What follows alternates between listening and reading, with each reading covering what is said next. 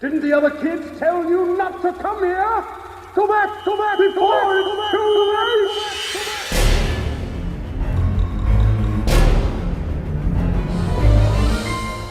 At the heart of horror, there has always been more than spooks and scares.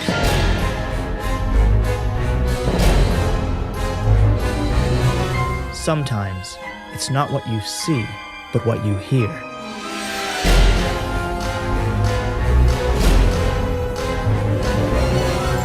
Welcome to Sound Scary. Each week, we talk to the artists, The musicians, the fans, the people who haunt the shadowy corners of your mind. join us as we delve into the deepest Darkest. and most unforgettable earscapes. Welcome to Sound Scary. Oh, Yeah! Welcome to Sound Scary. We are back. Dude, it's been a while. I'm going to introduce my guest right now, Marcus Dunstan, the great Marcus Dunstan behind The Collection, The Collector, Saw, and you have a new movie. And bless you. Yeah, Ryan is not here. He will be jumping in soon, shortly. Okay. But Marcus, welcome. And I got to tell you, I was watching Unhuman today. Wow. Thank you for doing so. Of course. Dude, how... Okay, first of all, let's not give any spoilers away to the people who haven't seen it, obviously. But how did this film come about for you? And it's just a fucking blast, first of all. Well, thank you. Well, it was an existing project, and Patrick and I were allowed to come in and do some rewriting and reconfiguring as we got to know the cast and kind of wanted to go back to our high school experiences and leave a little something behind from the horror department and bring out a little something that gave us the hope to get through those tumultuous adolescent years where everything is combustible and every moment is like an exploration of a fresh nerve, and then try to package that, and the sugar being like, come for the horror movie, stay for an unexpected dose of heart.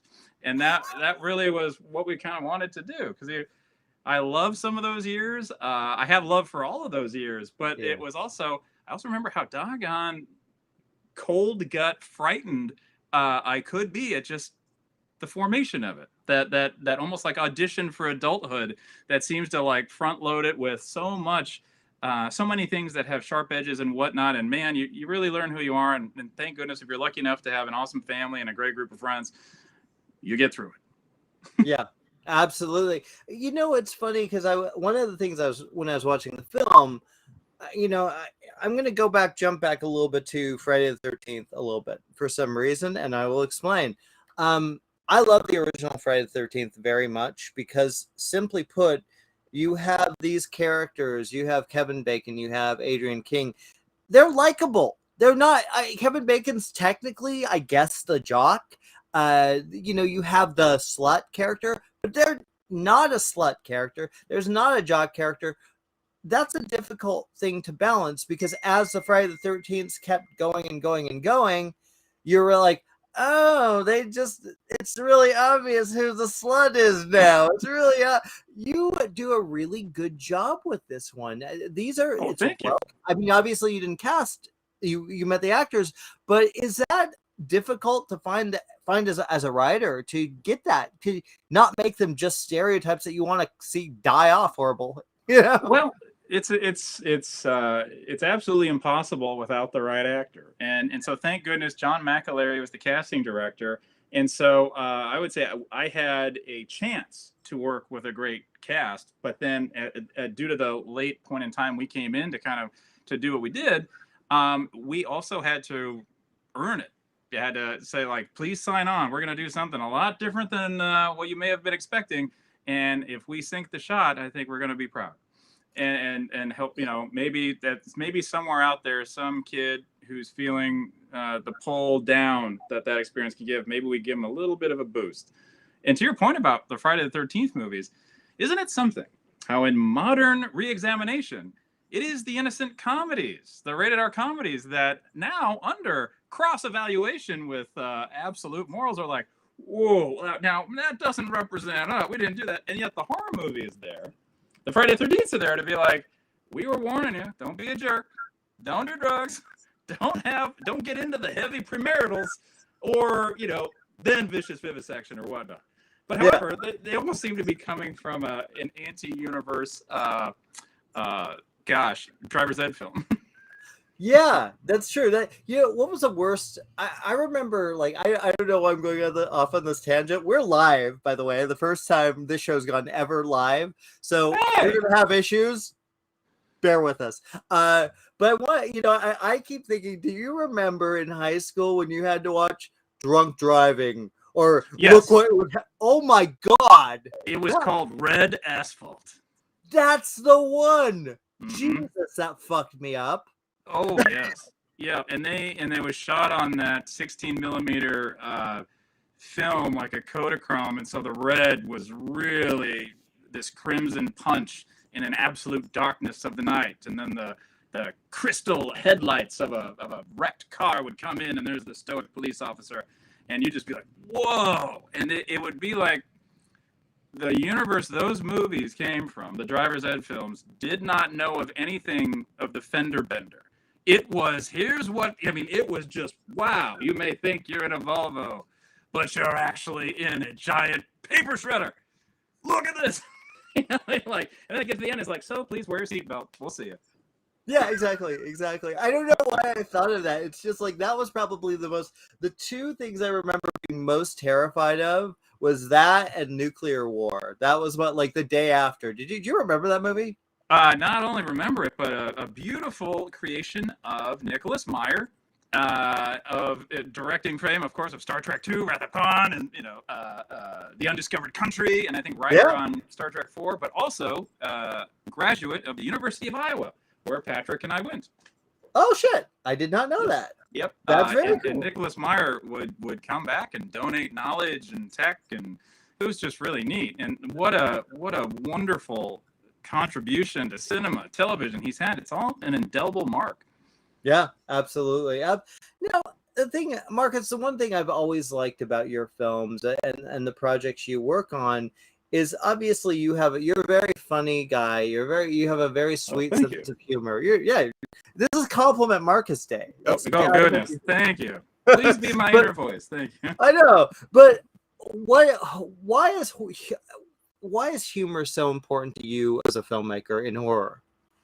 I think it's a reflex to remind, no matter what, that we don't want to hurt you. Please, it might also stem from a wonderful Midwest and Iron Range, Minnesota upbringing where the casual reaction to everyday grisly accidents was quite an education in how to handle the punches of life as well. So I remember one day going out, getting up at 5 a.m. to go ice fishing, and my father was the first one out, and I was pulling on my long johns. And then he walked back inside, and his eyes were a little bigger, and he pulled his hand from his scalp, and it was bright red. He went, I think I screwed up. And it was a slip on the ice right away. And so our morning, while my mom was still asleep, we go into the ER, and on the way to the car, the neighbor, Dr. Stolen, who lived up there, is like, what's going on? Thinking it looks like I'm abducting my dad, like getting him into the passenger seat of the car. He's like, he hit his head. Wow, he hit his head. We got to try to go out.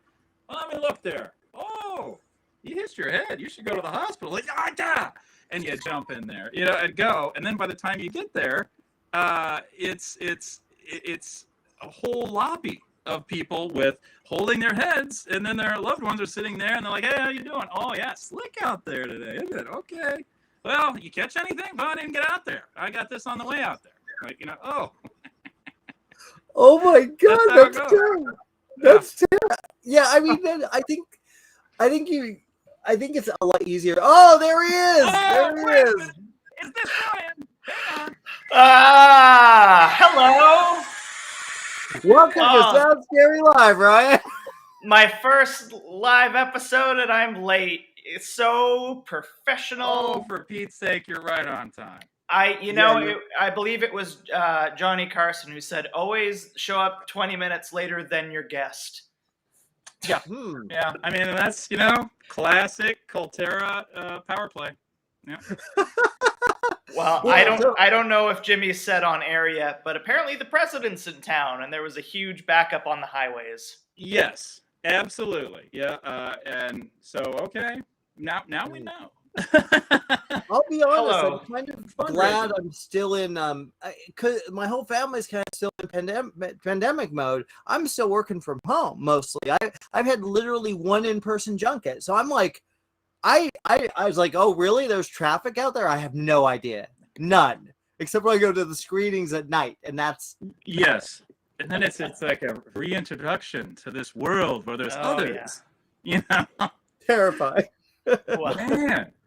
Well, Ryan, let me fill you in what we've talked about. We've talked a little bit about Unhuman, and I know you're going to have some questions. Oh, 'cause yeah. I know you're a fan. I love it. And we've talked about that Red Asphalt, that video about maybe they don't watch them. That's right. Oh, no way. So, Ryan, I'm putting you on. Ryan, what do you have for Marcus here? First of all, it's super funny that you were talking about Red Asphalt. I was just telling a group of my friends about that. Like last week, we were talking about driver's ed, and I was talking about how much that scarred me. And they're like, wait, that's a real video that you were shown in driver's? Like, yes. Yes. And I had to describe it in vivid detail, and I remembered so much about it that I couldn't believe 15 years later. Yeah, it still has bite. It is so funny. Are we gonna get the 4K UHD master? I can't wait for that. That'll be a Shout Factory release, I believe. Yes, as it should be.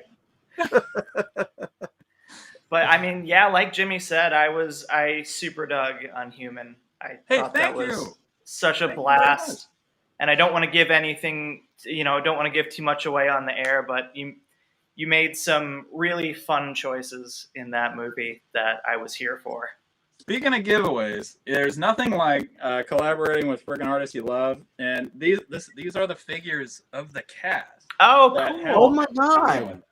And they were made by Aaron Moreno and his of Retro Band, and man, that whole cabinet's filled with everything I've been able to acquire of Aaron's, and his line was, making the toys I wish I had growing up. And his little, I remember he released an article of his son making his first action figure with him, and I believe it was a zombie.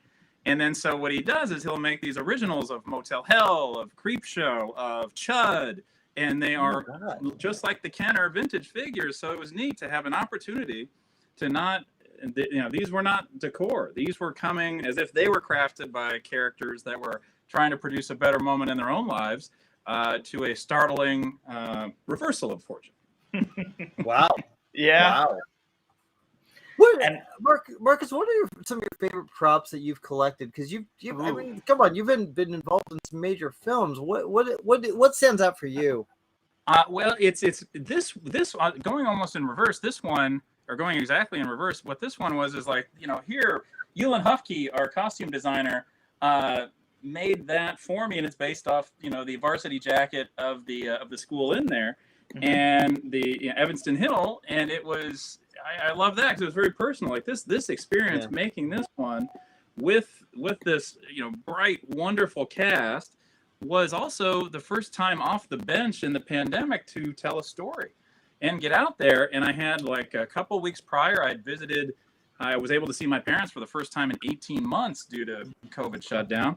And so I almost had those two, you have those, every first interaction, even on an airplane, feels like you're vibrating. You're a tuning fork that's just trying to find your balance again. And then, right when those almost reacclimation jitters seemed to settle out, there was a phone call like, hey, can you get to New Orleans in a couple of weeks? And I didn't even have to repack. I just kind of took some things out, washed them, put them back in, and deployed. And that, as an experience, was just like, poof, it felt from top to bottom, everything's going to be okay.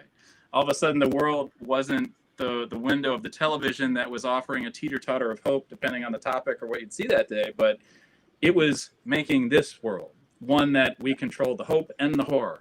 And together, this group of colleagues left old friends. And it was nice to spend a chapter of life in imagination. So I've grabbed everything. It was like pulled in the childhood love and the art of Aaron. It was different sort of shirts, props, whatnot, a badge, I kept 0 of the nasal swabs for the testing. Didn't I was familiar. Didn't need that. Oh, why? Come on. Yeah. No, just I didn't want to be greedy, that, and then prior to that, The Neighbor. What I loved about that one was I like creation of the masks. If seeing how people view themselves, and so they're tucked away in here somewhere. For the collection, it was Gary Tunnicliffe gave a beautiful bust and mask of our villain, and from the first collector, it was one of the masks. I think the ruby that Arkin was going for, and like a cool lockpick kit that seemed pretty accurate, seemed pretty real. So those things, those totems of the character that may have saved the day for them or whatnot, I kind of like that, and because that's what they're postcards from that vacation into Wonderland. Yeah, for sure. And do you think, like, coming off of a pandemic influenced your next film being zombie related? That was already in the DNA of the script we came on board to work with. That element was there. It was kind of then how to you face that question. So you sign on to the dotted line to render a piece of zombie stimulus, and there are acres of examples. And so to dare try to find something that's a little different or very different, or in the case of this one, something that comes with a bit of a surprise, that was a good challenge and one to do, because in the moment you only have fleeting minutes to really put yourself in the shoes of a character and in this bubblegum world of the high school bus, and then to have the horror movie march through the doors and be like, whoa, you've gotta land like a thunderbolt. And so I was kind of like when a little of them lingered, and then the one inspirational line was from Pet Sematary, the book, when sometimes they come back mean. And then I also like that they know they know a little bit more, in the sense that they seem to know a lot about where the soft targets are here, not just on the exterior, but on the interior. Like, oh, what if when we leave, we understand more about those who are behind? Oh, one thing I want to ask about the location, that building is so freaking cool. It's awesome. Was that location scouting? I mean, how did you guys find that place? That was absolutely scouting, and it was and it's you can kind of see it in a couple of videos or movies. But what happened during the pandemic was nature reclaimed it. What used to be a fairly obvious structure in a fairly manicured landscape had now been covered with all the vined hands, and it accented the decay. And so a lot of the murals, thank goodness, the owner of the property also owned the rights to display all the art. And so we didn't have to come in and do add much, but enhance. And so if we ever had a blank canvas room that had to function for the screenplay, then that production design bucks could feel like it was all connective tissue, and really exploit the potential of it, which I really loved. Nice. Yeah, I loved the way you utilize that location, and just kind of some of the fun visual choices you made with it too. Like, I love that there was like a black light sequence in the middle of a zombie feature, and like the little moment where he throws the glow stick at him was a favorite. Bless you. Improvised by CJ LeBlanc. Every time we shot a scene with CJ, he bless his heart, like he asked, is it okay if I come up with some things? Like, absolutely. And here are the parameters of the character. Everything must come from a point of vanity, in that this is the guy that doesn't even know his classmates' names. He's already given them labels: zits, unibrow, braces, And so when put through the rules of the horror movie, wow, it's going to come for things that make him vulnerable too. And they find that out. So in that moment, was his fear mechanism is a little different. It was a clutch moment. That's amazing.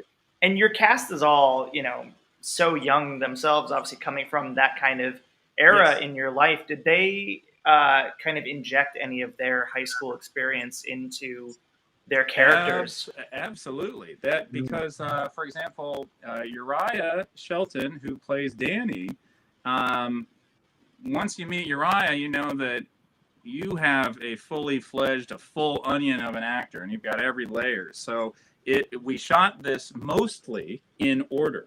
And it was nice to, if we found a good idea on the way, it's not like we had to begrudgingly say, yeah, but we already set this up or what. No, we could actually roll with an evolution. So as these characters went through the terror beats in order, if we found something along the way to define them a bit more, to be a bit more real, and as we also got comfortable and ideally, despite a race against the clock, as all these are, despite despite to hitting a narrative and plot points, yes, everybody was like, come on, man, get in the time machine, go back to high school. If something feels like you want to leave your backpack there for someone else to find and get through, great, please do so. We'll figure it out. And that was a joy to behold. One of the things, man, and we've talked about this. I know I'm going to jump in a little bit because I had someone asking me when I said I was talking to you today. Where are we at a new collector? Where are we at that? Absolutely. Well, you know what? I love that I get to bring hope in that it costs a lot of time and it costs money to explore untangling a Gordian knot of rights issues, etc. And over a year ago, this would be last May, was phone call number 1 as a team dedicated to doing that. This is a team of like pros. And so like, I don't know, I was never in a position to do that in the sense that I didn't have anything but hope. Like I didn't know who needed to see which piece of paper or whatnot, or even how to go about that. And I can point to 3 people and that have just diligently been tugging at that Gordian knot and getting it to a point where at least now we know what it'll take to go forth. And the great thing is, I really don't think anything happened that would truly impede it. And every time a question is asked, it's good. It's like it just keeps the light on a little bit longer to create hope. And if this wasn't the best of the 3, we wouldn't be championing and trying to march forward. Like we don't want to. There's nothing like snuffing a light when it was so bright. In this case, it's like, ooh, but now we can take advantage of time. And as you get more senior in life, if we told the story of the aspiring thief who wanted, well, now the adult man has things to lose, and that's scarier. Now, yeah.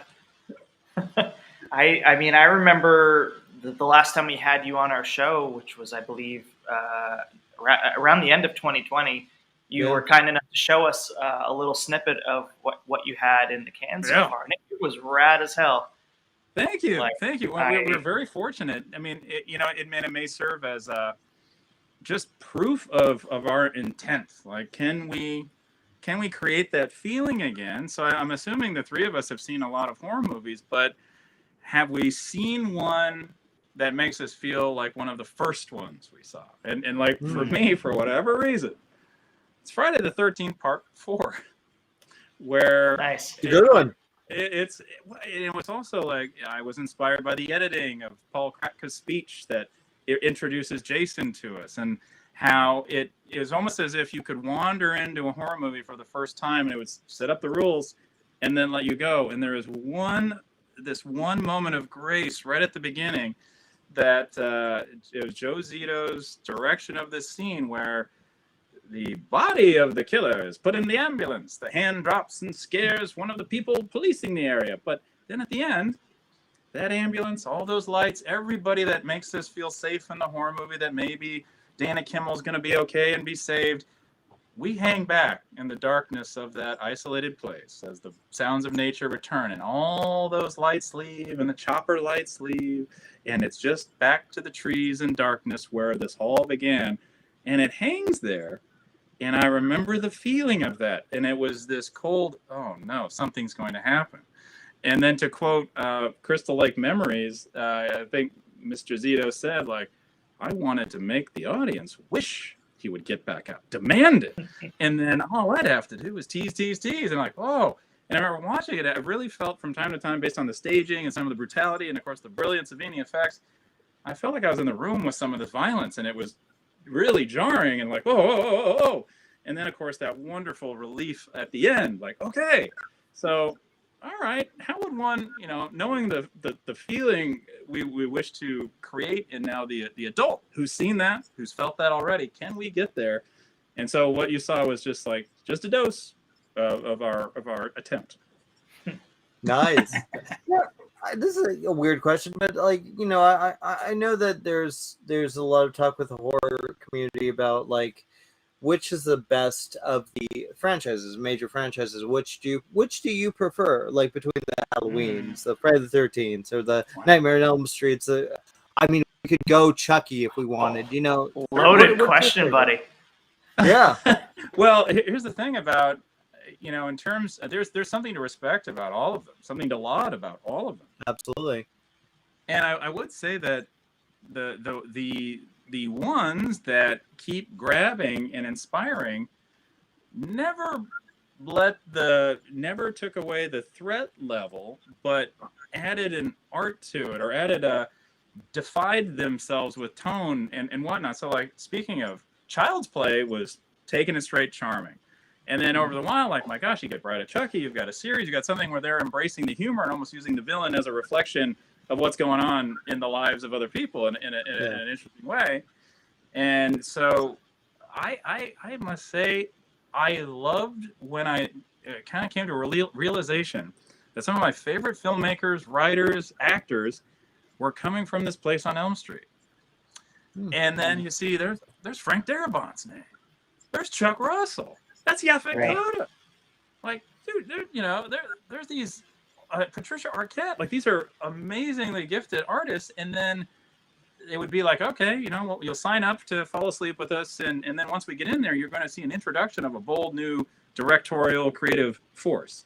And then you'd see, like, if you nailed A Nightmare on Elm Street, you were almost guaranteed to be given a cool studio big movie. So, Reddy Harlan does Nightmare on Elm Street 4, and then all of a sudden it's Die Hard 2 and Ford Fairlane, and you know what I mean? Like, it was really cool how it took that expression, and it reminded me a bit of how the early Amblin movies would take some confidently rated R horror voices and say, like, what would you do if you had to pull it back to PG-13? Not take someone that did, like, a talking animal movie and say, like, what would your rated R be? This was a little different. This was like, how would you break some scary news to the kids? And I loved that. So I think both they hold hands with each other. And then Halloween, I thought, in terms to complement that, it's, my mother's sister and I all went. We weren't together, but we all went to that opening day because we cared about the Jamie Lee Curtis's story. And then now all of a sudden it was presenting something a bit more. It's like, my gosh, Halloween has a theme.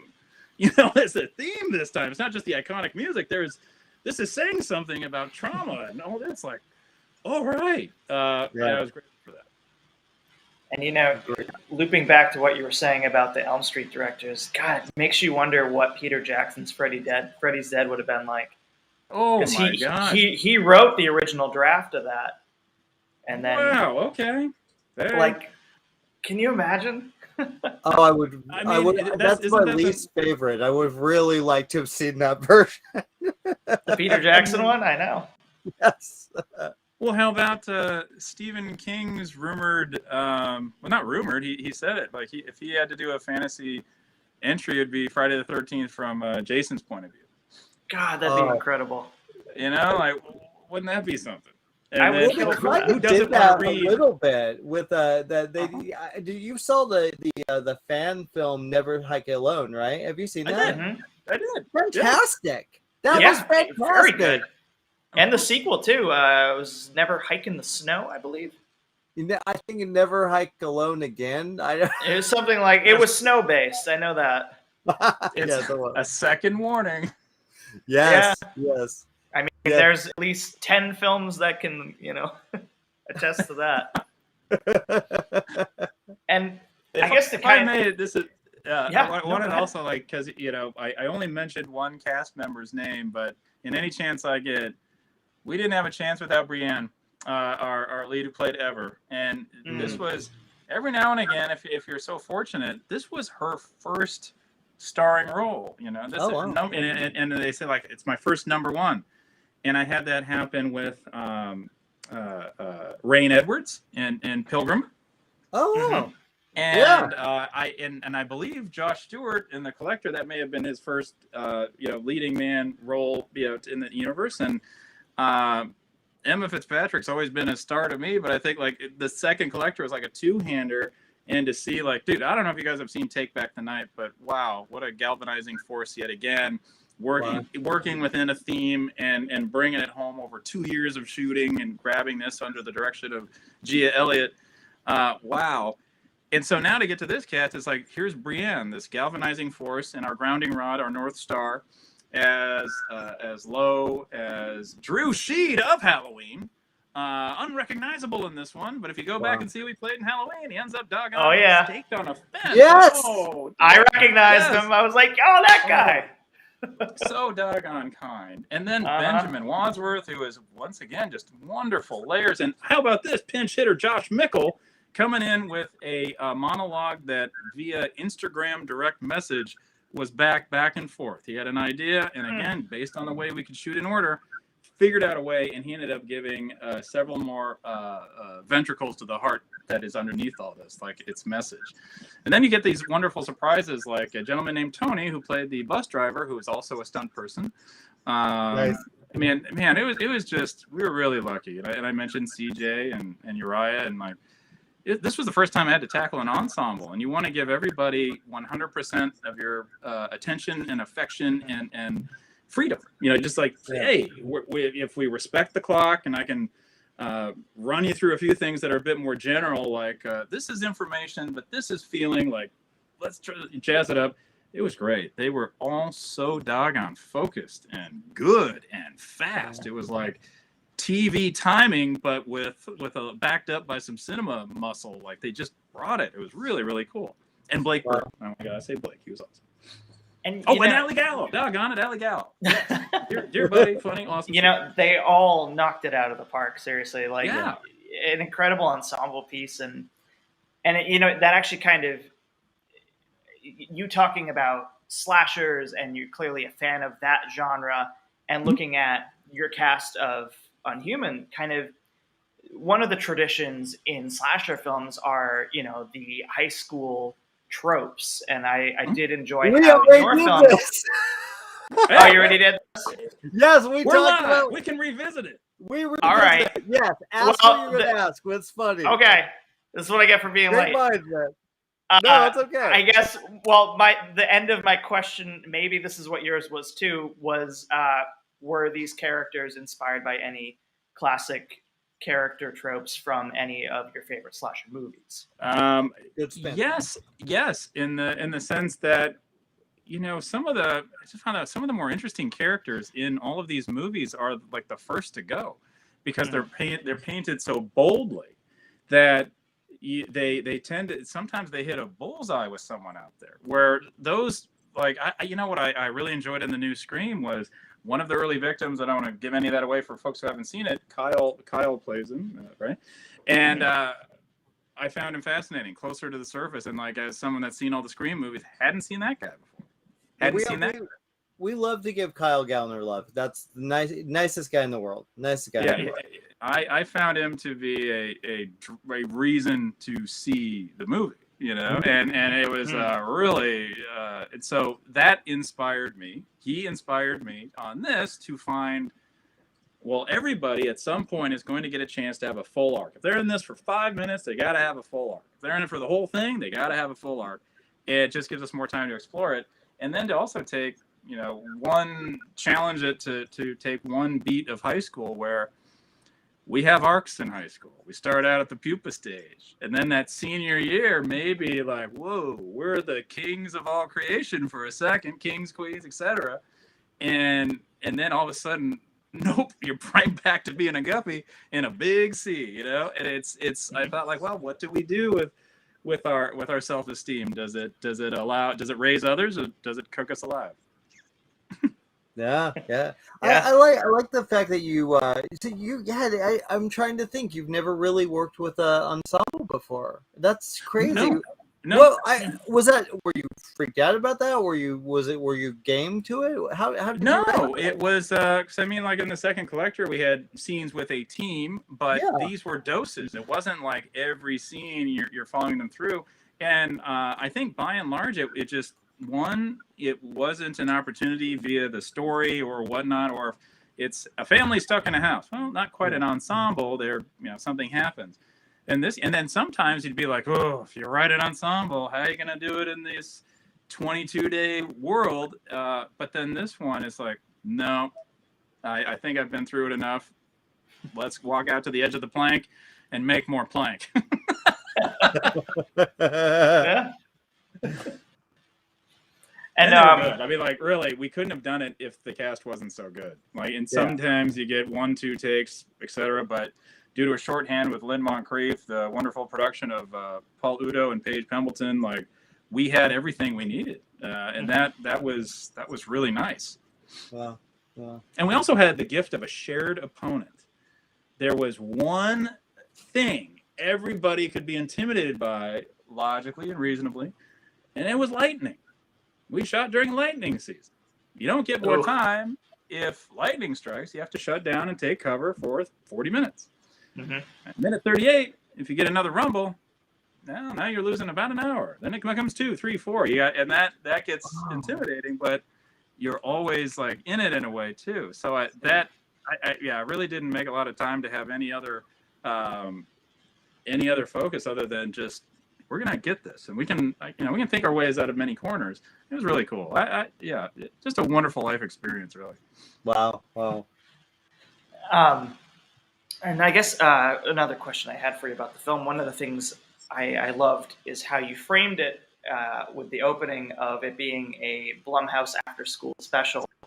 So I guess kind of in that tradition, each of those, after-school specials had a lesson to them at the end. So I was wondering, what lessons would you like people to take away from Unhuman? Well, this one wanted to tiptoe into the themes of bullying and also look at what almost every version of movies I've seen that features a bully character, or pretty much like any role James Spader had in the 80s or 90s. Yeah. Like, just knew how to slice, and let you kind of, he was, but he's charming, and he's so friggin' handsome, but he's so mean, Yeah. Wow. And then then he's in Wolf. It's like, you're being mean to Michelle Pfeiffer now. Wow, but you're talented. So like, all right, they're to take that and then say like, well, what if everybody has kind of a moment like that, but also hang with that character, paint with that brush, and by getting into bullying, not have it be the person who asks for it instantly gets it in a comeuppance, and then we wanted to answer the question, well, what did that person learn then? They're just out. Mm-hmm. What if you kept them around and see, like, no, you're going to get on the other side of this. What is it going to teach you about what you've been through? And also not be a judge's gavel about bully bad. This is what happens. But no, it's something that can haunt you if it's happened. It's something that can plague you if you don't kind of come to terms with it. And it's something you can spread if you don't come to terms with yourself. Yeah. I like that. Well, and I think we've like, the past couple of years have shown kind of an uglier side of humanity to an extent. Like, with, Karenicity is strong with many. And I can't take care for that. That's Dr. Richie Rashad. I do want to say, though, I like the themes of that, and I think it is important to talk about. I think that's what I've always appreciated about horror is that it can take themes like that. You can take very dark, very challenging subjects and shed light on it in a fun way without kind of, this is how you need to live life type of attitude. I love that. And I think that you do a good job with this here. Right? Thank you. Yeah, no, there was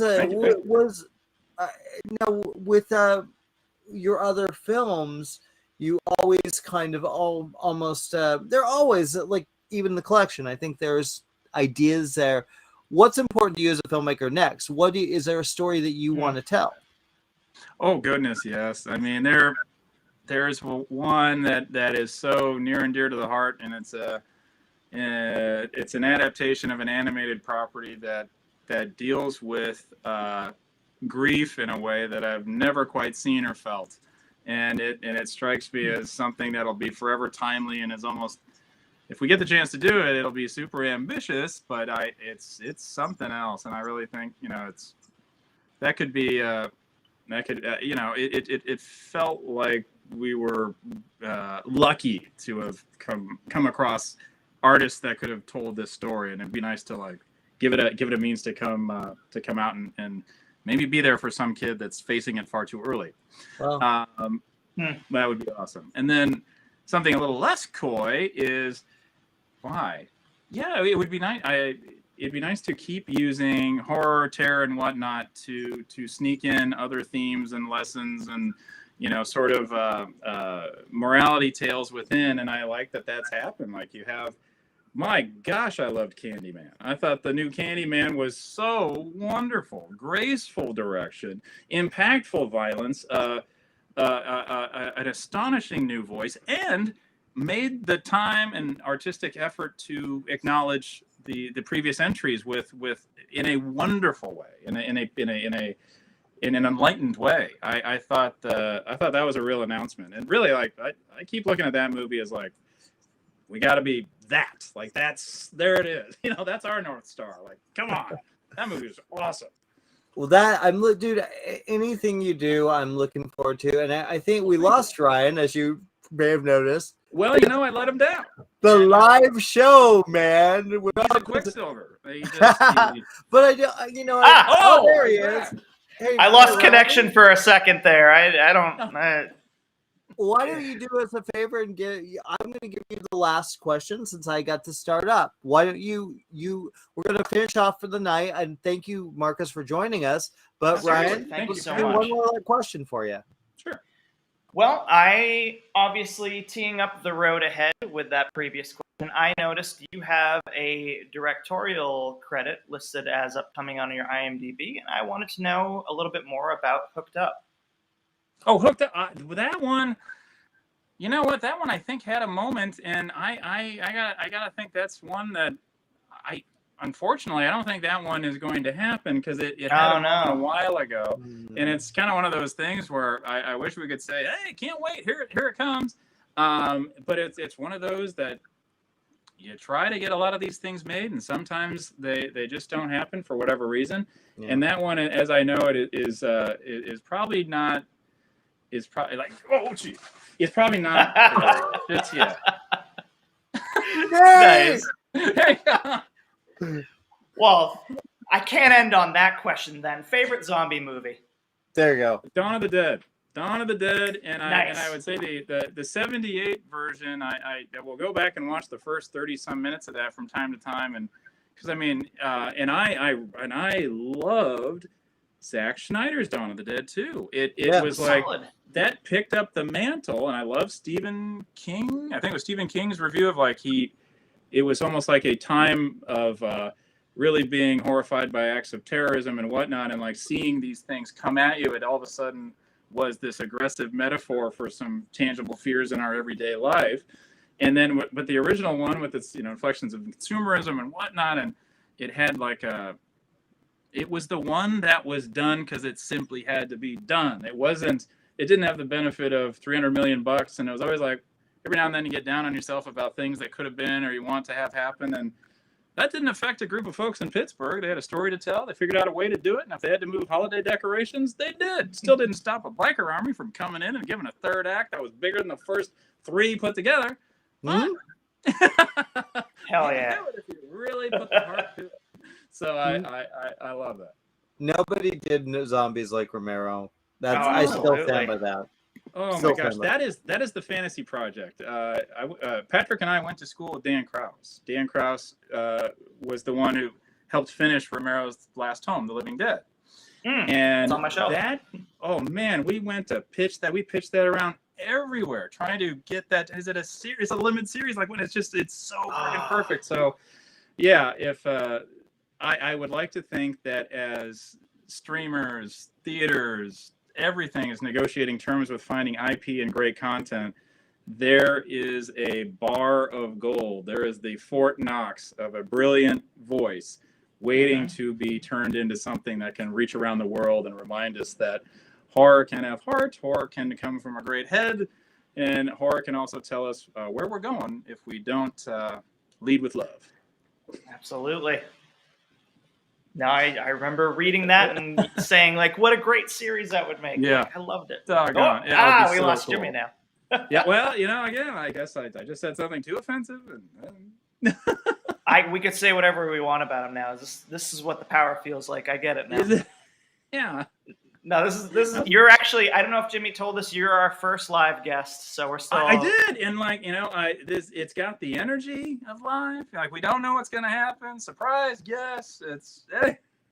Well, I was so happy that you came on board for this. Like, you were definitely one of my favorite interviews from the early stages of our show. So when Jimmy said we were going live, I was like, can we get Marcus back? So.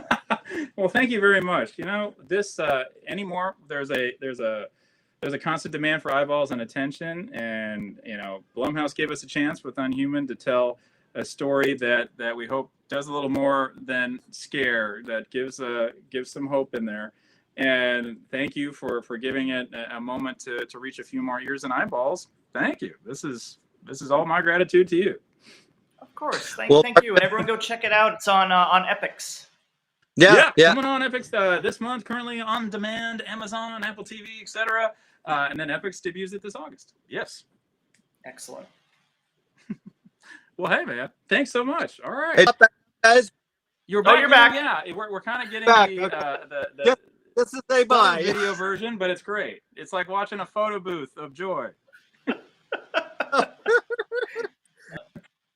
So this was our first live show, and literally everything went wrong, and I'm so happy. Yeah. We made a party out of it just the same. Absolutely. Well, Yeah, Marcus, exactly. We had fun. So much. It's always a pleasure. Thank you, guys. Thank you. My absolute honor. All right, guys. Well, good night, and thank you for joining. Thank you for watching Sounds, guys. Thank you, gentlemen. Be well, be safe. Thank you again. Didn't the other kids tell you not to come here? Go back before it's too late!